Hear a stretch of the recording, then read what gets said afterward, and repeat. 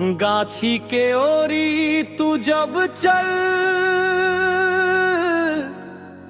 दिल हमर झूमे लरज लरज।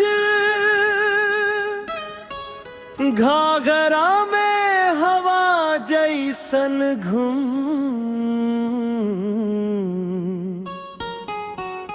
नजरिया से मार तड़ तड़।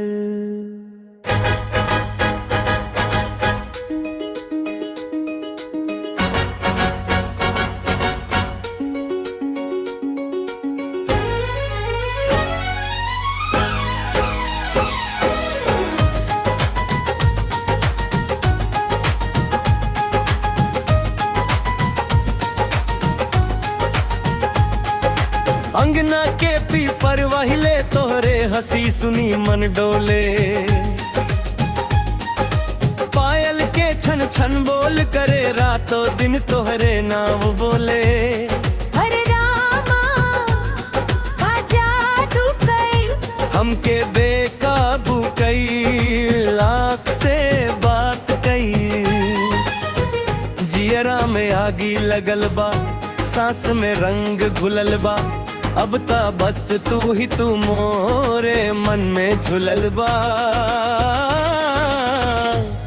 अरे छतिया पे चढ़ल तोहार प्यार, छतिया पे चढ़ल तोहार प्यार। हंस के तुम्हारा जान ले ले यार, छतिया पे चढ़ल तोहार प्यार।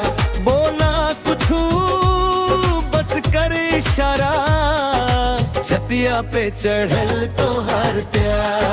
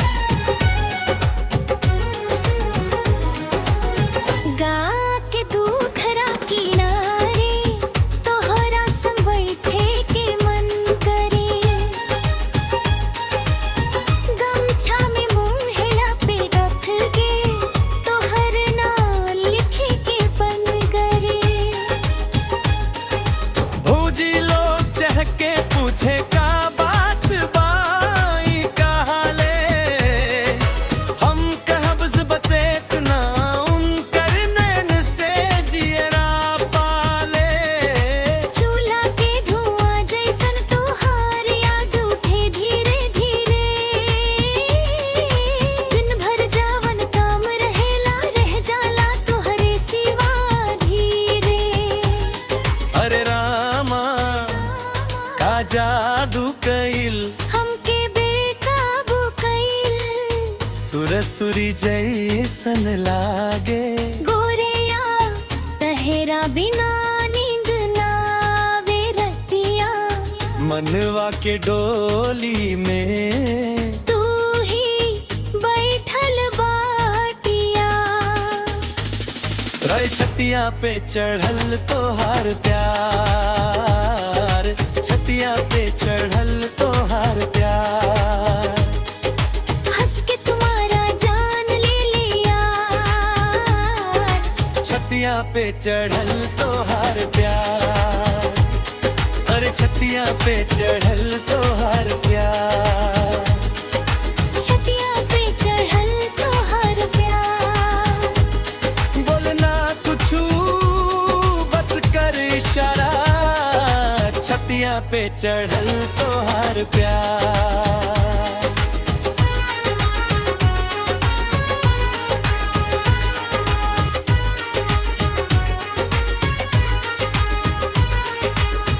अब नए चुरा के का करी, सांच कहे के समय आ गई। तोरे लागी सगरी दुनिया, आज हमरो ओरिया गई।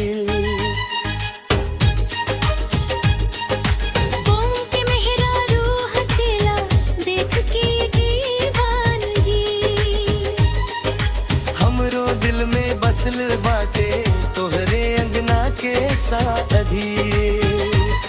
अरे छतिया पे चढ़ल तोहार प्यार, छतिया पे चढ़ल तोहार प्यार।